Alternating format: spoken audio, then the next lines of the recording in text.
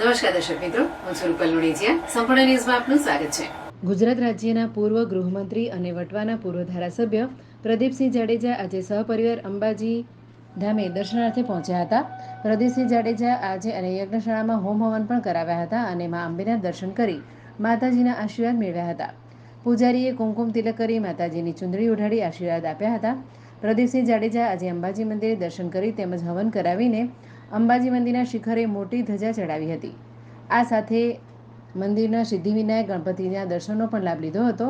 માતાજીની ગાદી ઉપર ભટ્ટજી મહારાજ પાસે રક્ષાપોટલી બંધાવી ભટ્ટજી મહારાજના આશીર્વાદ પણ મેળવ્યા હતા. સહપરિવાર આજે અંબાજી ખાતે પહોંચેલા પૂર્વ ગૃહમંત્રી પ્રદીપસિંહ જાડેજાએ દર્શને આવેલા હોવાથી મીડિયાને કંઈ પણ કહેવાનું ટાળ્યું હતું. જ્યારે તેમણે ઔપચારિક કહ્યું હતું કે આજના દર્શન કરી મંદિરના શિખરે ધજા ચડાવી છે અને હવનમાં આહુતિ પણ આપી ગુજરાત સહિત દેશભરનું કલ્યાણ થાય તે માટે માતાજીને પ્રાર્થના કરી.